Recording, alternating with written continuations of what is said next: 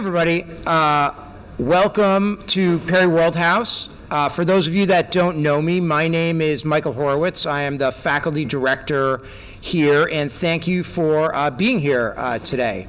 We're really looking forward to what will be a super interesting conversation about the Indo-Pacific, a region that has become, at least in theory, the main focus of American foreign policy. The 2011 pivot to Asia, initiated by the Obama administration, was designed as a dramatic departure from the European-focused history of American strategy. But while that logic was in theory strong, given the rise of China and the importance of many countries in the region, the execution, why don't we say, has varied over the years. And today, the U.S. has far less margin for foreign policy error than a decade ago, given the rise of China. And as the international order becomes more unstable, taking a critical look at the region and the role of the United States in the region becomes more pressing than ever. So super excited to have two tremendous thinkers with us. First, Richard Fontaine, who will discuss his book, Lost Decade, The U.S. Pivot to Asia and the Rise of Chinese Power. He's the Chief Executive Officer of the Center for New American Security in D.C. and a Perry Worldhouse Distinguished Visiting Fellow. He was a foreign policy advisor to Senator John McCain, has worked at the State Department, the National Security Council, and on the staff of the Senate Foreign Relations Committee. He'll be in discussion with our own Dr. Amy Gadsden.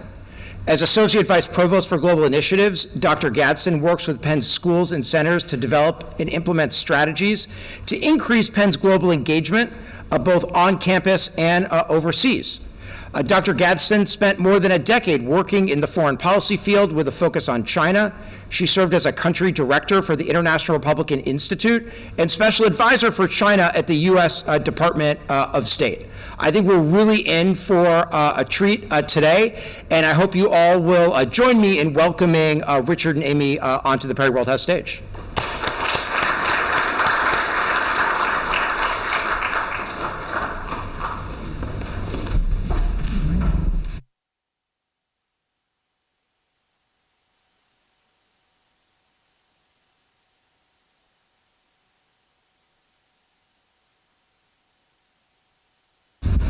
Hi, everyone. Welcome to Perry Worldhouse, and welcome, Rich Fontaine, back to Perry Worldhouse. Thank you. Our pleasure to have you here as a Perry Worldhouse Fellow this year, and of course, you and I have known each other for a long time. There was a time when we were sort of kids growing up, but long time ago. You have written an incredible book. I know some of you in the audience have a copy of it. The Lost Decade, the U.S. Pivot to Asia and the Rise of Chinese Power. There are a lot of things we're going to talk about, a lot that to recommend in this book. But I think one of the things that's most incredible is it goes right up almost to the last month, it feels like. I mean, rarely do you pick up an analysis like this that brings you right up to the present day. And it's really critical that we have work like this to put what's happened over the last 15 years into perspective. So I read the book, I enjoyed the book, and we're going to talk about it this morning, or this afternoon. And as I was reading it, I was reminded of another decade book that I was just talking to you about. I pulled off my shelf. This is Ambassador Joseph Gru's book, 10 Years in Japan. And it's his diary, essentially, from 1932 to 1942. Documenting the descent into armed conflict between the United States and Japan. This is a precarious moment in the U.S.-China relationship, felt no more so than today, as China and the United States go toe-to-toe in a tariff and trade war, the outcome of which is highly unpredictable. We are so fortunate to have you here to help us discuss where we are now and how we got here. I wanted to ask you, just to set the scene for us, how did you come to write this book? Well, thanks for having me. It's great to be here. Bob Blackwell, my co-author, and I first started talking about this, he was at the Council on Foreign Relations, and we talked about doing a study group report and set of sessions on the pivot to Asia.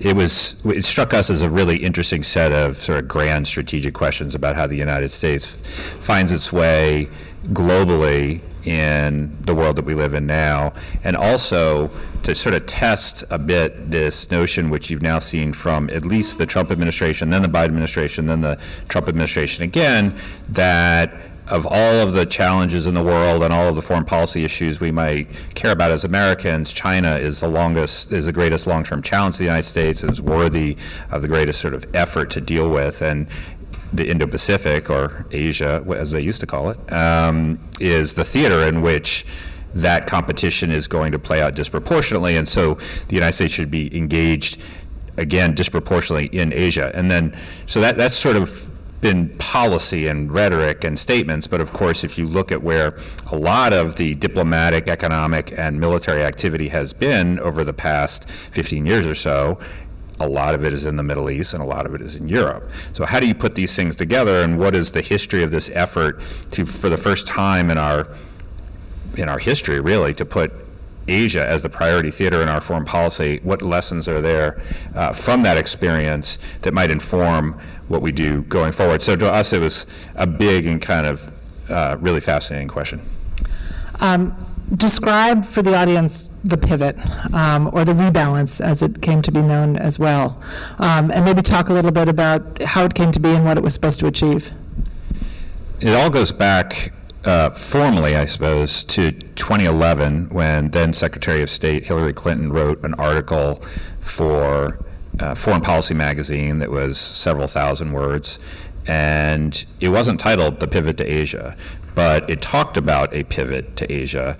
And the starting point of this, in fact, the first sentence of this article said, now that the wars in Iraq and Afghanistan are winding down, and it kind of went on from there. And the notion was there needed to be a peace dividend from the Obama administration winding down the wars in Iraq and Afghanistan that the previous administration had gotten into.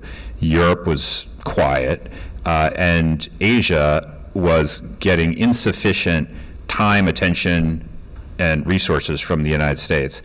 And they made the case for in this article for why Asia should get more. The case really was twofold. One was Asia's dynamism, demographics, economy, how fast things were changing there, that there was a lot of promise that the United States could sort of seize.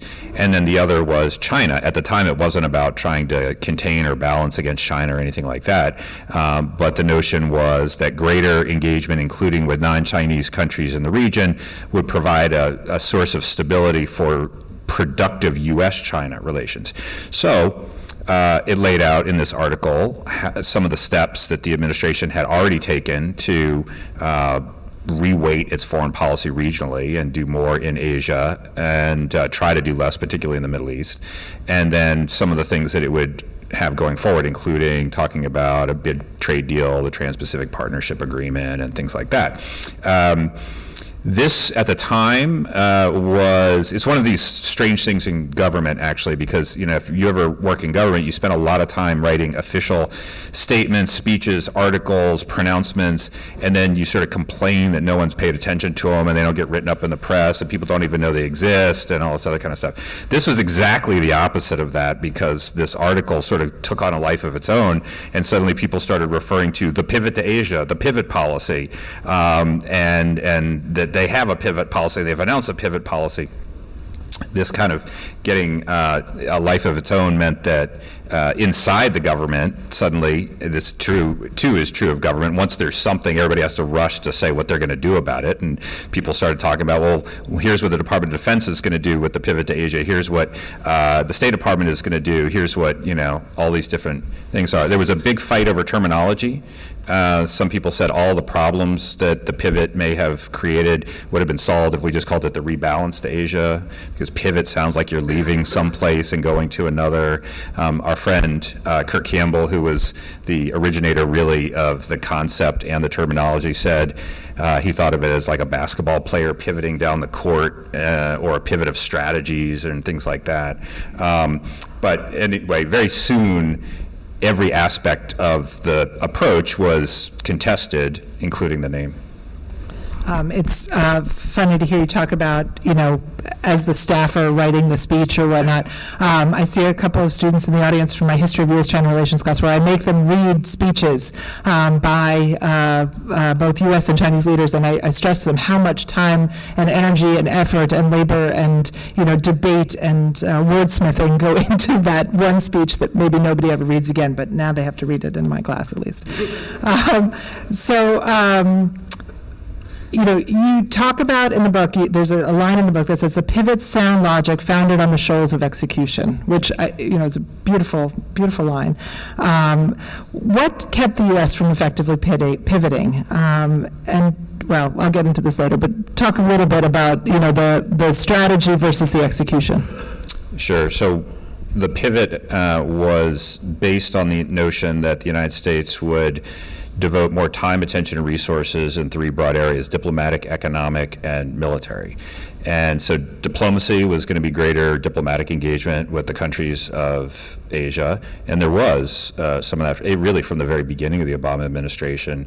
There was the signing of the Treaty of Amity and Cooperation with ASEAN, the appointment of a U.S. ambassador to ASEAN, U.S. leaders showing up at the East Asia Summit, things like that. On the economic side, it was going to be the Trans-Pacific Partnership Agreement, the TPP, this pan-regional free trade agreement that ultimately at its core would have been really a U.S.-Japan free trade agreement. So it was very promising, and the U.S. took the lead on that. And then on the military side, it was going to be the provision of more military resources to Asia than had been there before.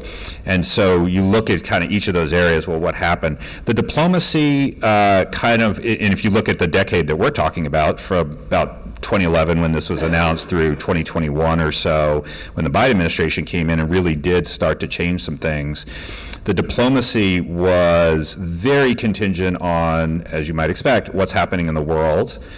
So, if a crisis breaks out somewhere and it's not Asia, then the President and the Secretary of State and the Secretary of Defense and everyone else are going to be focused on that and talking to people there, but also on personalities and personal interests. So Hillary Clinton, very interested in diplomacy in Asia, went there a lot. John Kerry, when he was Secretary of State, very interested first in trying to get a Middle East peace deal between Israel and the Palestinians, then trying to get an agreement between the U.S. and Russia on Syria. Those both were unsuccessful. It consumed lots of bandwidth. When Rex Tillerson came in, his top priority was North Korea, so he went around the world talking to every country about North Korea rather than some of these things. So it really, or even Mike Pompeo, Iran was a big emphasis of his. So the diplomacy sort of went up and down and up and down. We actually try to measure this, and so you can sort of see how many trips and meetings and all this other stuff was as a comparative.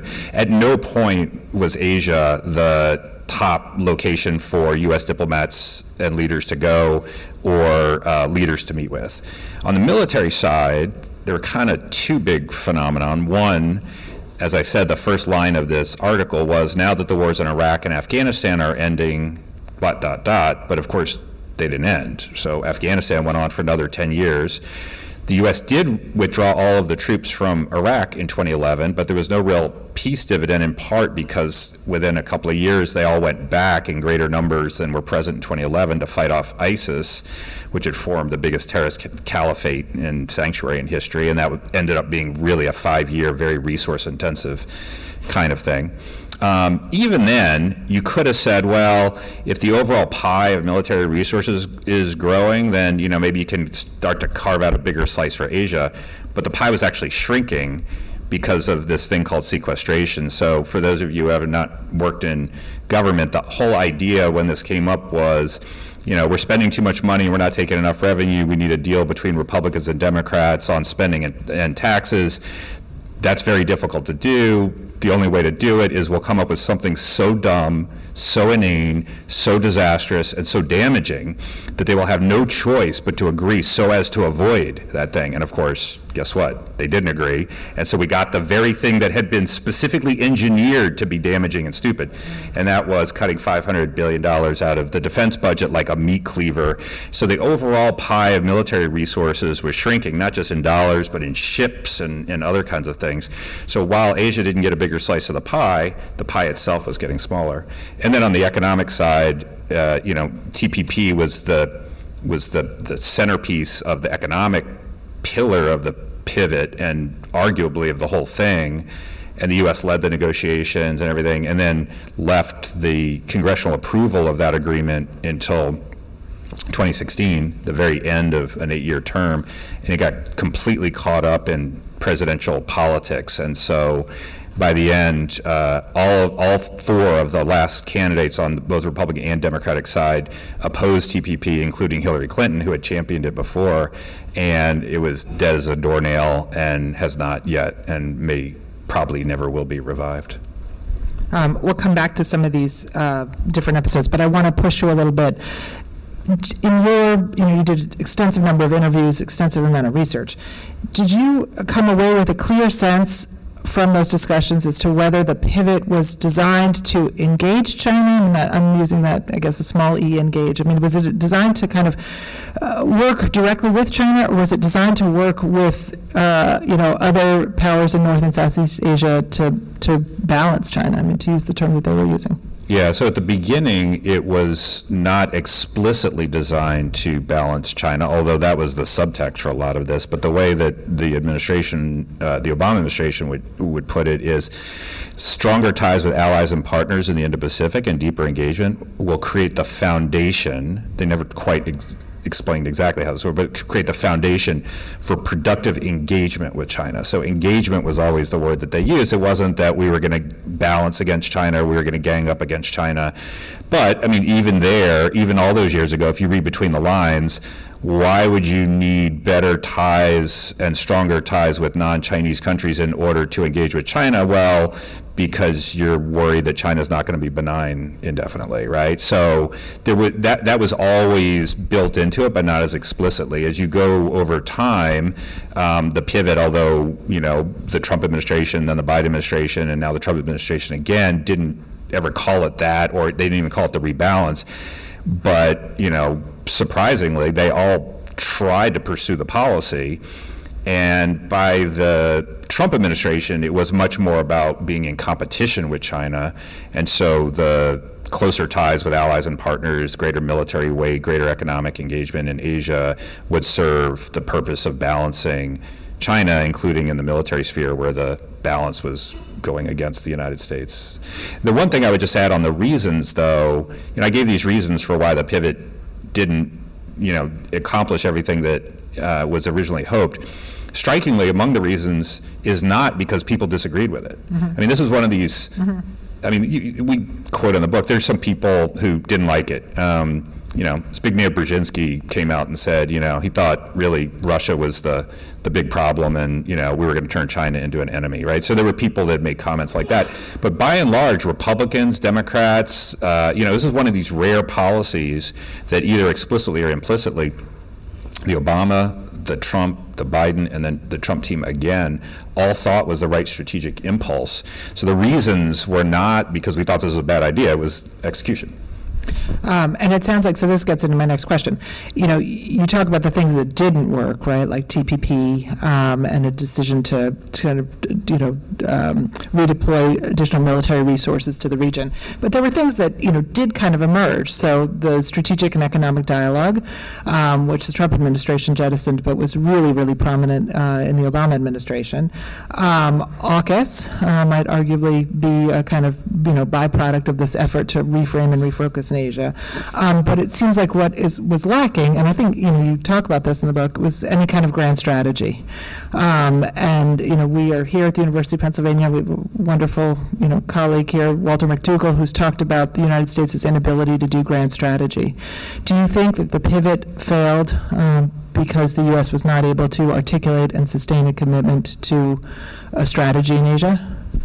I guess first thing I would say, it's not the case. So we looked really at, we kind of divided in two periods. The lost decade, which was 2011 to around 2021, when the Biden administration came in, and looked, really at sort of two columns. What is all the things that the U.S. was doing in military diplomacy and economic in Asia, and then what was China doing at the same time? And because it was a huge moment or a decade of opportunity for China, where you saw major advances in Chinese military power, economic engagement, economic weight, things like that. That said, it's not the case that there was nothing happening, including on the military side. So you saw, the establishment of marine outposts in Darwin, Australia, and you saw access to, 4 locations in the Philippines, and, upgrading some things with the U.S.-Japan alliance and with the ROK and things like that. So things were happening. It just was not at the level and of the weight, one, that seems to have been originally anticipated, and two, nothing in a way that, China was moving so much faster on the military side that the regional balance was going in the wrong direction. When Biden came in, it was partial, but they really did make some significant strides on the military side, particularly with force posture, where you're going to put stuff and and all of this in Philippines, Papua New Guinea, more in Australia. They had diplomatic efforts that were, they elevated the Quad and did some other things on the defense technology side with AUKUS. The big missing piece was economics, because they didn't like TPP. Mm-hmm. Well, the president didn't like TPP any better than well, actually, when he was vice president, he said, we have to do this, but when he was president, he said, we must not do it. So, the politics of this was so difficult. I would say on the grand strategy point, I think the problem with at least part of the pivot wasn't just, some, intrinsic American DNA that's sort of impossible to do grand strategy in a way that, like, if we only had unelected mandarins, like, I don't know, me and you could, like, squirrel away and drive the ship of state with wisdom and, not have it prisoner to events and to politics and these other sort of, messy things. But, events, the United States is still a global power, and so you can talk about prioritizing this issue or this region or that region, but at no point is the world going to just sort of calm down and stop creating crises or things to which the U.S. probably should respond in order to let you do that, right? So any strategy has to account for the fact that the rest of the world is going to go on, and that was never really kind of crystallized. The other was on the pivot strategy in particular, really what was the pivot and how would we know if we had done it? And those were always kind of unanswerable questions. We went back and looked, for a few years, there were all these pronouncements coming out of DOD, the White House, the State Department on the rebalance to Asia. And, one of them would say, there are 4 pillars to the rebalance to Asia. And the next one would say there's 7 work streams to the rebalance of Asia. And the other would say there's 3 principles to the rebalance of Asia. And the other one, and it was kind of all over the place. People had a general idea that it meant Asia is important and that we should do more there. But beyond that, it was never really specified in some kind of granular detail about how we would operationalize this, and then how we would know whether we were succeeding or failing in the endeavor. In some ways, you could argue it was like a bureaucratic failure as opposed to a grand strategy failure based on that. Just an inability to kind of articulate something through the bureaucracy that could be sustained. Yeah, I think this sustained point is important too, because even though generally speaking there was support for this strategic, I would call it a strategic impulse. There was support for this strategic impulse. This seemed like the right thing to do, but that had to be boiled down to a set, a strategy, and then a set of policies and a set of actions. And, you try to imagine any of those that would have been sustained across administrations of such different kinds as Obama, Trump, Biden, but then also given that, you had such dramatic things happening in other parts of the world. You had, multiple wars in the Middle East, of course, the Russian invasion of Ukraine and all these other kinds of things, including things that were unanticipated. So I guess my point is it's difficult, but, if you had some specifics that could have then been pushed through the bureaucracy and through Congress, then I think you would have had more results. So one of the things that, I took away from the book, I want to know if this is fair, right? If we were to, fast forward 100 years from now, and we're writing a much more condensed history of this era, would you be comfortable saying that 9/11 and the ensuing wars in Iraq and Afghanistan led to the rise of China? No, I would not be comfortable with that. Talk about that a little Do you bit. want me to explain why? One, I think China was going to rise whether we went to war in Iraq or in Afghanistan or not. I mean, China's rise has been fundamentally rooted in their economy, which in turn has been rooted in the reforms they made to their economy to unleash the sort of productive power of, nearly 1.5 billion people, and then the subsequent decision, which again was Chinese, and after the first Gulf War especially, to see how effective the United States was in beating back Saddam Hussein in 1990 and 1991, and saying that can never be us. We have to make major investments in our military, including our power projection capabilities. So, if we had never gone to war in Iraq in 2003 and never gone to war in Afghanistan in 2001, I think those things would still be the case. Now, that said, there were certain distractions for sure. I mean, the amount of resources we spent, the way we conducted those things, the amount of diplomacy and diplomatic bandwidth that it tied up, the focus politically and things like that certainly made it easier than if we had said, no, we're going to really be all in on Asia. But, I don't know. I really resist the idea that, China's rise or unrise is sort of a dependent variable, and we're the independent variable, and it was sort of up to us. I think they've got a lot of agency too, and they exercised it. So, so then that would suggest that the rise of China was, I don't want to say inevitable, but there were a lot of things that went into the rise of China. But to your point, an independent variable, not necessarily dependent on U.S. action. So then, if that is the case, then describe the goals of the pivot. Well, again, you have to say, is it 3 principles or 7 work streams or 4, whatever. So I think what this netted out to, and this is why I think it was the right strategic impulse, if you sort of boil it down, there's 2 big reasons to pivot to Asia, rebalance to Asia, whatever you want to call it. One is because we can take better advantage of the economic and demographic dynamism of Asia. But in order to do that, we need things like a trade policy, right? So, but nevertheless, the underlying phenomenon is there, and that opportunity remains there. The other was China really is the greatest long-term challenge to U.S. foreign policy. It has made major strides in its own military power and its economic gravity, and that is disproportionately focused on the Indo-Pacific. And so by working more closely with our partners and allies and having greater presence and engagement in Asia, you can increase deterrence, reduce the likelihood of a war with China. You can hopefully try to stabilize to some degree the relations with China, and you can better hedge against the possibility that China is going to get even more aggressive by having closer allied and partner ties on the security side. So that those are the 2 big baskets, and I think those are the underlying rationales. You set up my next question really well. In the book, you describe the succession of threats to U.S. national security as communism, terrorism, China, which I thought was a very handy shorthand of 70 years of history. What threat does China pose? To the United States? Yeah. Well, I think you can look at this in increments. So China seems bent at a minimum on reunification with Taiwan, even if the people of Taiwan don't want it, and will not rule out the use of force to get reunification with Taiwan.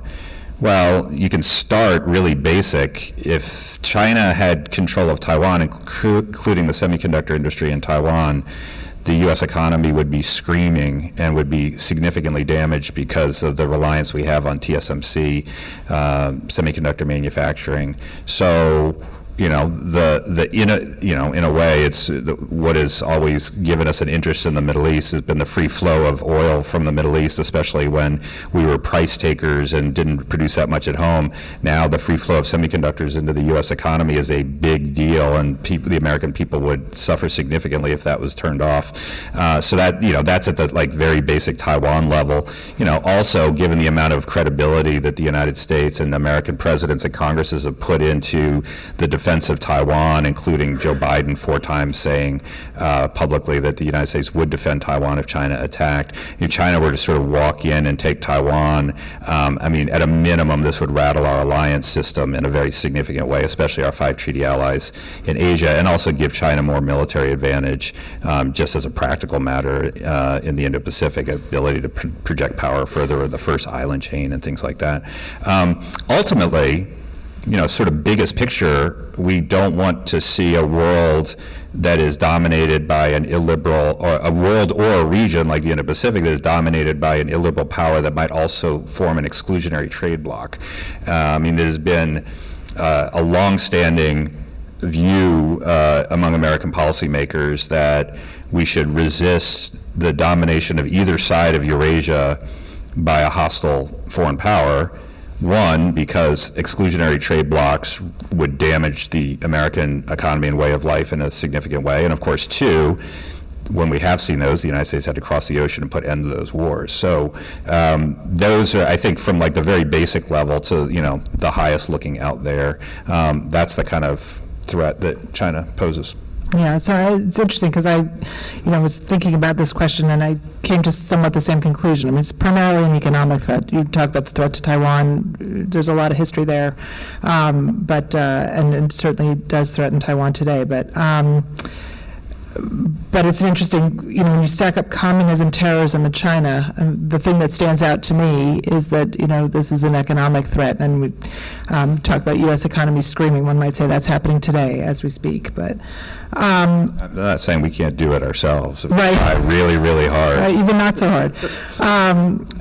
One of the things I was struck by in 2017 was the collapse of engagement. It almost seemed to happen instantaneously in U.S. policy circles, right?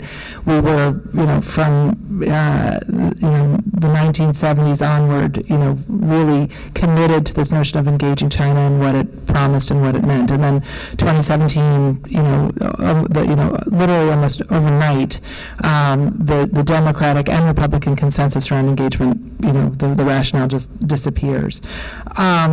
You have a quote in the book from Robert Zellick, who says, "Those who assume that China has not acted constructively within the U.S.-guided system, who assume that China is only a disruptor, are misleading themselves." And I just wondered if you would talk about, was the indictment of engagement warranted? Do you think it has helped us to have this, strong consensus in the United States from 2017 on, that China is a disruptor, that China is a threat, that China is a competitor, however it's described? Yes, I do, because I think before American policy, well, if you back way up, the opening to China was, back in the early 1970s, was an effort by Nixon and Kissinger to exploit the rift between the Soviet Union and China, sort of move these pawns around the chessboard, because we weren't going to, so that we would have a better relationship with China than China would have with the Soviet Union and all of this. Okay, well, obviously, by the end of the Cold War and the end of the Soviet Union, that rationale for the U.S.-China relationship was gone. In the 1990s, you looked at sort of the premises that were articulated for engagement with China. It wasn't that we have to balance the Soviet Union. Instead, it was about it was really about the transformation of China. The idea was that you trade and information flows and contacts and all of this, that, just like Eastern Europe and Central Europe and just like Latin America, it would be inevitable that China would become a more liberalized power that is sort of more rooted in the world and maybe even one day a democratized power. That even George H.W. Bush and Bill Clinton said, this is a reason to trade with China, because, you can't stop ideas at the border if trade is coming in, and sooner or later you'll have a middle class in China that is agitating for its rights, and, they will see the sort of blessings of liberty and things like that. Okay, well, you fast forward into the Bush administration. There was still, I think, some who thought, well, this might lead to, over time, to the domestic transformation of China. But even if you put that aside and imagine it probably won't happen, China can still become a responsible stakeholder in the international system. So it'll look at the international order and the sets of rules and the institutions the way they are, and it will say, hey, we've got an interest in this too. So instead of trying to change it or upend it or dominate it in some way, we'll just sort of plug into it and we'll support it too. so you had these different sort of rationales for engagement, and by the time Xi Jinping was in power, and especially watching his first few years, I mean, you just couldn't credibly say anymore that China, if you ever thought it was the case, was becoming a more liberal power, and certainly not a more democratic power, because not only was it not doing that, it was actually moving backwards. It was becoming more repressive, so rather than less. So you couldn't even bet on, like, you know, the long arc of history here.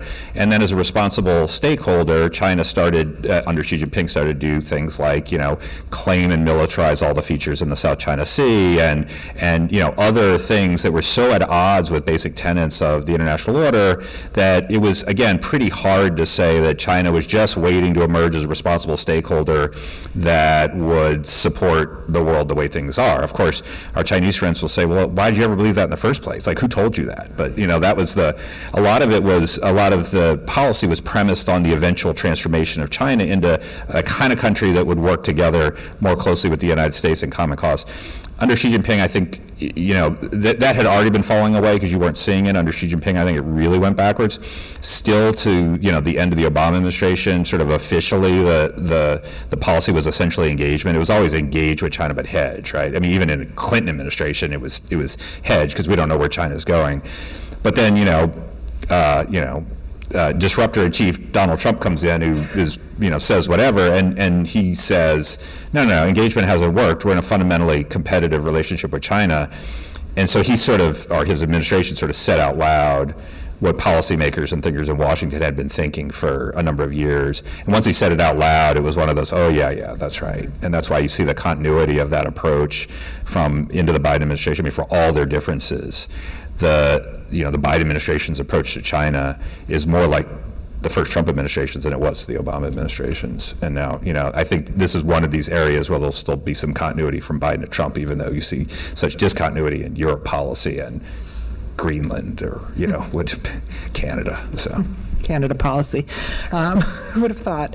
But that, you know, it leads to a kind of, I think, a question for your prescriptions, which I want to talk about, which is, you know, you need a constituency for a policy.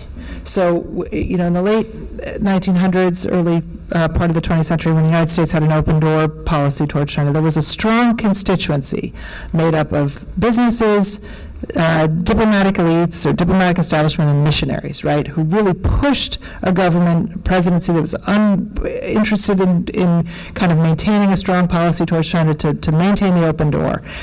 Who are the stakeholders? Who's the constituency for, you know, maintaining a pivot to Asia? I mean, you know, the problem with thinking that, you know, there's nothing we can do to change China, and we can talk about the Trump administration, which I'd like to get to. You know, who's going to carry the water for this pivot to Asia now?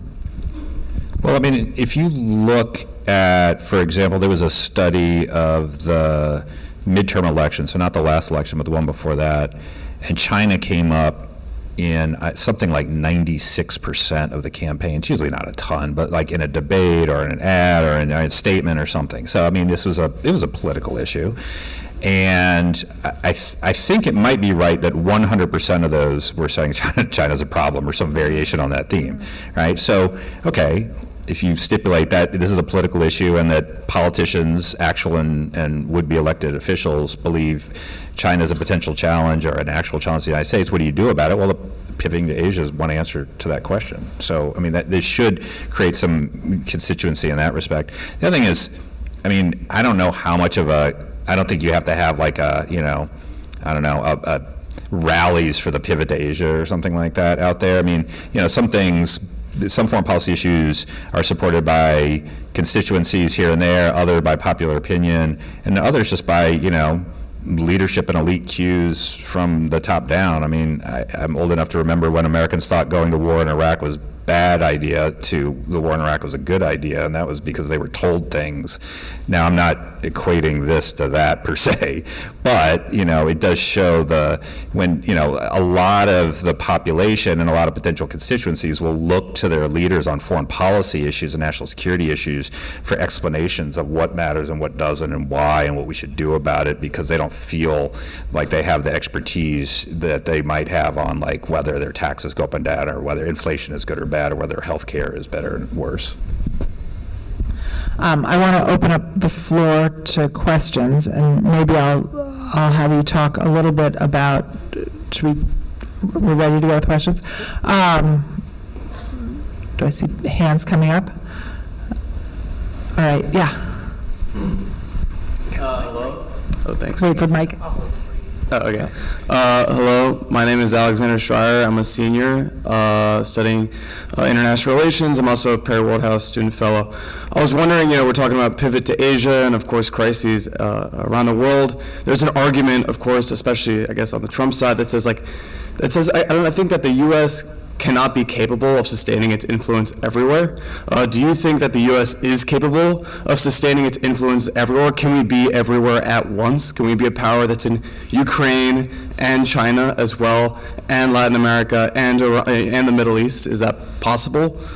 Yeah, it's a great question. I think there's two things to say about this. So one, yes, it is true that we can't do everything everywhere all at once. It's never been true that we could.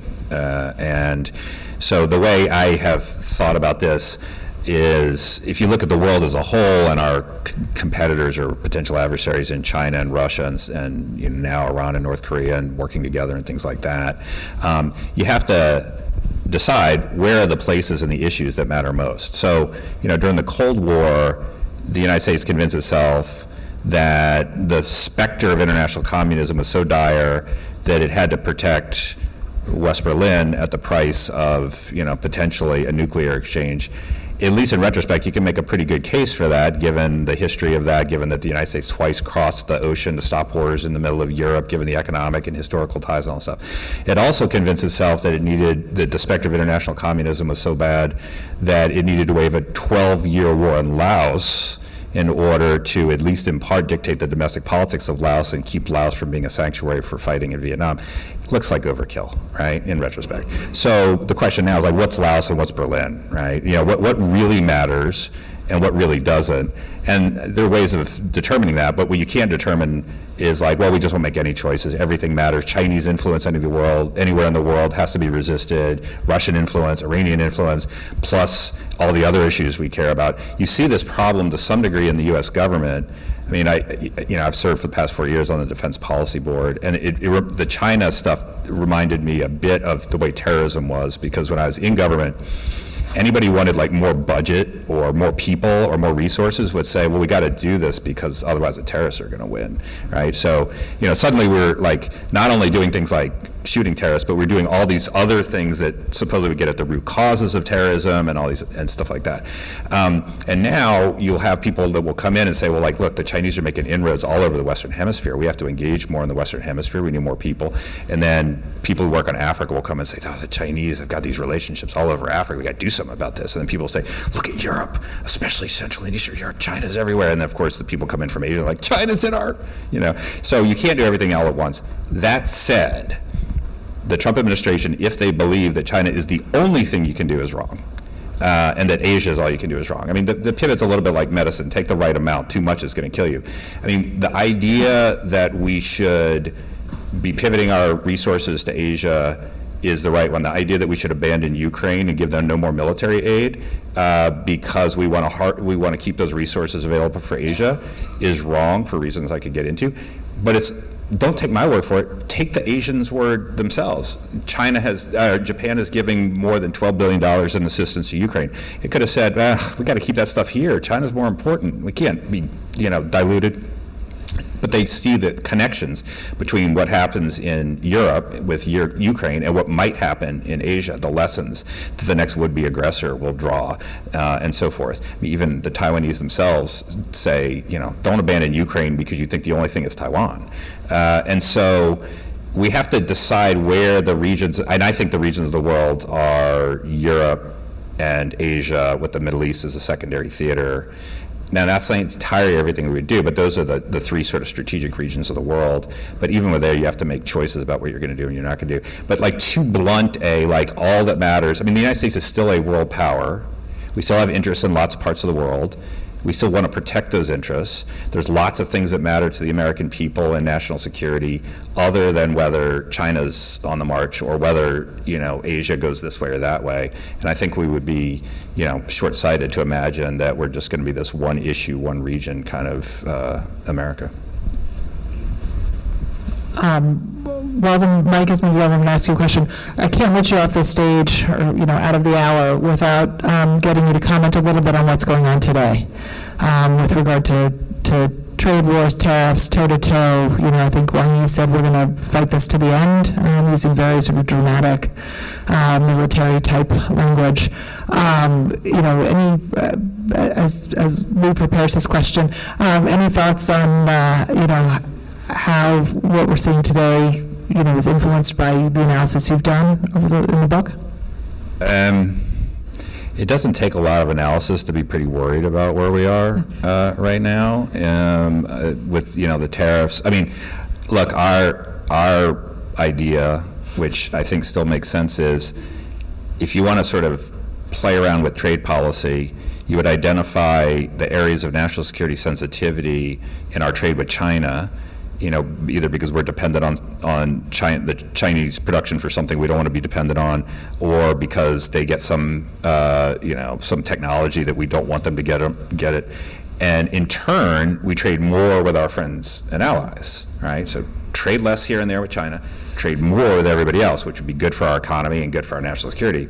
Instead, what we're doing is saying we're not going to trade with anybody, at least the way it was. We're going to increase taxes on the Americans, and there's been like 8 different rationales given for why this is a good idea, and some of them are mutually exclusive, right? Like, there's either we're going to build leverage for negotiations, or actually going to lower tariffs, but at the same time they're going to bring in all this revenue, which you can only do if you don't lower the tariffs. And also they're going to reindustrialize America, which can only be done if they're going to be there indefinitely, right? So, pick one, but it's sort of all over the place.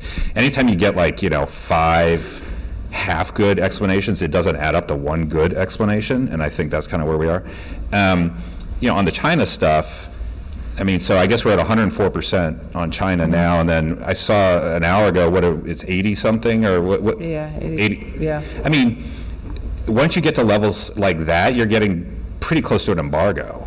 You get to a price level which people are just not going to buy something that costs that much unless the demand elasticity of that is almost vertical. So, I don't know what the hell is going on. That's on the record. Somebody's got to blink here, and it would be, for all of our 401ks, it would be preferable if they blinked sooner rather than later. But, you throw this sort of sand in the gears of the international trading system, and it creates costs, and those costs are going to be borne, even if you don't care about anybody but Americans, the costs are going to be borne by Americans too. And I think this is all based on a fundamentally flawed view of the economics of this, but, I'm not in charge. One guy is. All right. Lou.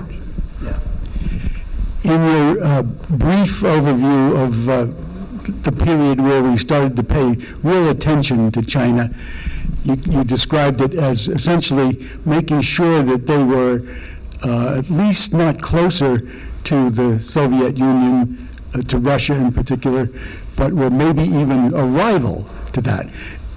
Is that what we'd be doing with India right now? Be interested in India because we'd like them to be an alternative to China, at least not get closer to China? India's in Asia too, Yeah, no, I heard about that. In fact, my first job at the State Department was as an India desk officer, and I learned, look, they're in Asia. It's a great question. India policy is one of these other very rare areas of foreign policy that has been sustained across administrations of totally different types in a bipartisan way for, at this point, more than 20 years. The transformation, so the U.S. and India during the Cold War, they called themselves non-aligned. The U.S. pretty much thought they were aligned with the Soviet Union for all intents and purposes. Very frosty relationship. In 1998, they test nuclear weapons. We put sanctions on them, which made a bad situation even worse and all of this. Starting in 1999, the very end of the Clinton administration sort of said, well, India is a big country. They've started to put in place economic reforms that turn their basically socialist economy around and really started to unleash the productive potential of that country. And again, we don't know what's going to happen with China, so it wouldn't be so bad to have friends, just friends, not allies, just big friends. And so that really started in '99 and then really picked up steam in the first and second terms of George W. Bush, when there was this real explicit effort to transform the U.S.-India relationship and grow closer. You see this over time in every administration since, and the ties have gotten closer and closer. The Chinese have helped out big time in the last few years because, the Indians were always, a little shy about, U.S., the sustainability of U.S. policies. Can't imagine why they would, ever think that we might change things on a dime, but, nevertheless they did. But especially when China and India got into the deadly border standoff, this really sort of focused Indian policymaker minds on, they've got to see China for the potential adversary it is, and they too would like to have friends. So where we are now is you sort of think of the U.S. and India as, approaching each other asymptotically. They're never going to be an ally, a treaty ally. We're never going to have a mutual defense agreement with them and things like that. But we increasingly are doing more together, including in the security sphere, and increasingly seeing the region the same. That said, increasingly is the answer. I mean, anyone who's worked on Indian policy is like 2 steps forward, 1 step back from both sides, because there's still a lot of mutual distrust. We still really don't see the world in the same way. We have such different backgrounds and histories and things like that. But nevertheless, every couple of years you can look and see how much closer the U.S. and India are than they were 2 years before, and they're always closer every 2 years, no matter what has sort of happened to go backwards in the meantime. And a lot of this ultimately is driven by the notion that, China is out there and has been getting stronger, and it would be nice to have friends and partners in the world's most relevant region. It felt very much in the 2000s with George W. Bush's push on freedom and democracy that they woke up and said, oh my gosh, India's a democracy. We can really take advantage of that. Yeah, just on that, I mean, this has been the sustained reason behind that is a lot of it has been on China, but multiple policymakers have liked India for different reasons. And to your very point, the fact that these were, as was really said ad nauseum, the world's oldest democracy and the world's biggest democracy, the Brits sort of object to the world's oldest democracy business. But, that was written into every speech for years and years and years. But there was a real affinity between these two democracies because they were democracies, especially by the Bush administration. Professor Weisberg.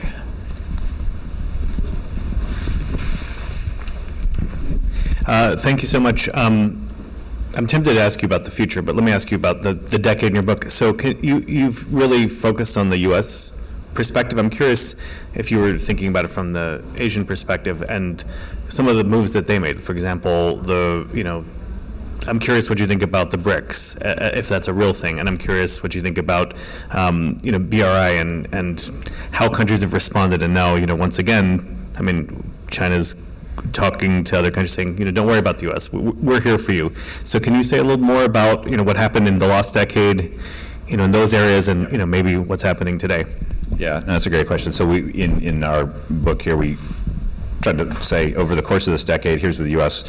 at least said it was trying to do, and here's what we did or didn't do, and sort of here were the consequences. But of course, the other side of that is what did China do during that decade?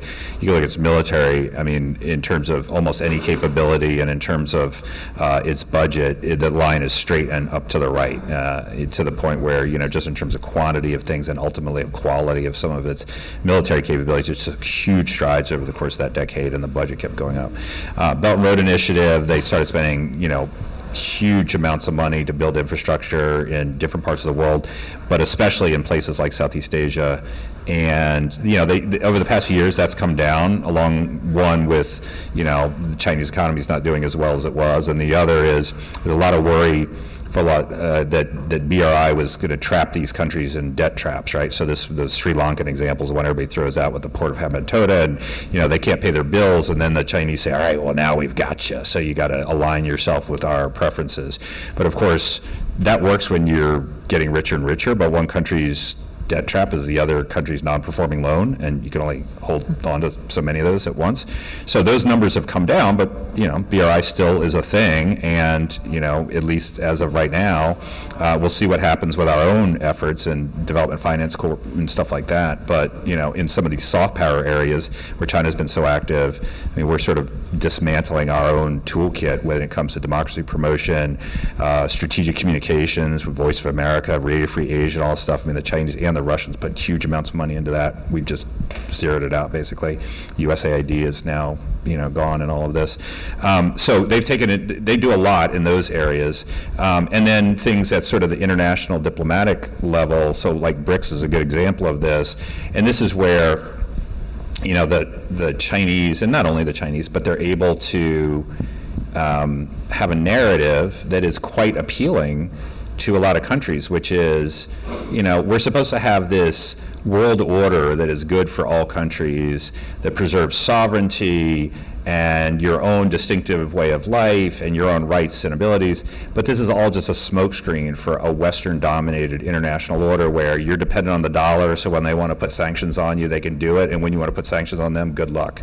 When they preach to you about human rights, don't let you make your own sovereign decisions, where, they can invade Iraq and do Gaza and all these other things, but God forbid the Russians go into Ukraine and, all this other stuff.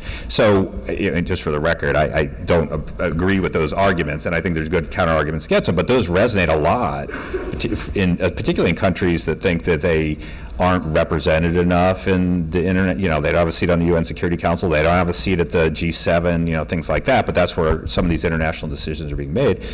So China and now Russia too are able to say, well, look, let's form our own sort of things. And, it's not explicitly in resistance to this Western-dominated international order, but it implicitly is. And we're going to do our own thing. You'll be represented, and it'll reflect our preferences, not just those that are invented in Washington and imposed on you.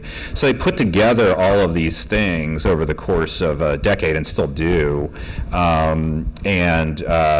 It ultimately accrues, I think, it has accrued mostly to China's benefit. The problem that China has had is that's not the only things that it has done. And so especially if you look at maybe 2019 to 2022, 2023, especially in the COVID era, Beijing successfully alienated almost every country in the world simultaneously. We're trying to do that in our own way now.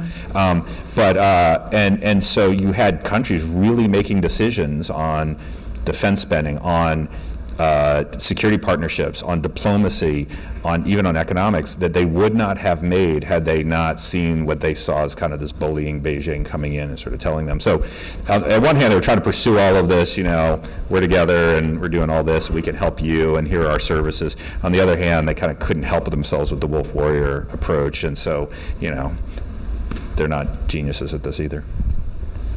Yeah, definitely moments that were failed to capitalize on. The pivot certainly describes that, but I agree with you. The post-COVID period is a time when the United States probably could have done more to reestablish itself as an ally and a partner. Certainly what the Biden administration tried to do, but then we elected a different administration. There was a question, yes. Yeah. So my question is whether China wants to position itself as a regional or a global hegemon. Certainly, in perception, I think it's tried to be sort of more covert about its global operations and have the perception of a regional hegemon, but with the influence of a global one. But do you think that will change as it sort of closes the gap or tries to make more strides technologically, militarily, and ultimately wants its very perception to be a global hegemon? So this is a matter of furious debate among China watchers and policymakers and things like that, because no country, including China, puts out a statement and say, we would like to be the world's hegemon, right? In fact, you don't even see that word hegemon in government, hashtag right? goals. Yeah, exactly. So you're forced to sort of interpret what the intentions are, right? I think it's pretty clear that China believes that it is and should be the dominant power in East Asia, for starters. economically, militarily, and politically, and that, among other things, that should give China some sort of veto over regional countries' ability to vividly contest Chinese policy preferences or vividly criticize Chinese policy and things like that. The harder question is about what does it want in the world? It clearly wants to be a dominant power in the world. I mean, it has a global basing strategy where it is seeking military bases, not just in East Asia, but in Africa and in the Middle East and things like that. That's consistent with wanting to play a dominant global role. It has become, the dominant economic partner of countries in Latin America and in Africa and to some degree in Europe, which outside of East Asia. Its foreign policy moves and aspirations seem consistent, highly consistent with playing a global role. Now, Chinese officials themselves will say, we are not trying to replace America. Like, there's room in this town for both of us. And, you'll be, and so they, will sometimes say, well, if anything, they have kind of this two superpower, model. But it's not clear that that's accurate or that will stay stable or what. I think at a minimum we can say that China wants to play a quite dominant role in the world. I don't know if it wants to play the dominant role. Again, this is a matter of like lots of debate. Our friend Rush Doshi wrote this book that said, China's got a plan, and its first part of the plan is to dominate Asia, and the rest is to dominate the world. I mean, I don't know. When I look at China, the idea that you sometimes hear, well, Americans are so short-sighted. I mean, they look at quarterly profit statements and 2-year election cycles, and the Chinese look at, centuries. Maybe. I mean, I don't know that there's some 100-year plan in the drawer, and they say, well, actually, we're almost there, but this and this stuff. I mean, they try a lot of stuff. They have impulses. They would like to be more powerful rather than less. They'd like to be richer rather than less, just like every other country. And some of it works and some of it doesn't. So anyway, that's probably an incomplete answer to your question, but I think that's probably what the evidence suggests. Rich, you've got 30 seconds for the last question. You close the book with a to-do list that focuses on strengthening alliances, increasing trade engagement, joining the CPTPP, increasing the defense budget, and boosting U.S. assets in the region, and supporting democracy and liberalism. How is all that going? And in 30 seconds, would you suggest anything different given what's happened over the last 8 weeks? Well, what's the viability of any of this? Well, on trade, now it's become do no further harm. The idea that we're going to get in big productive trade agreements, I guess you could still sort of twist your mind and say this is to build leverage and to get in those very trade agreements. If that's the case, I'd be the first to say this is awesome, but we'll see. But yeah, to have a positive trade vision in Asia would be nice. To at least not have a negative trade vision in Asia would be fine for the time being. There will be an increase in the defense budget. So Trump's saying it's $1 trillion.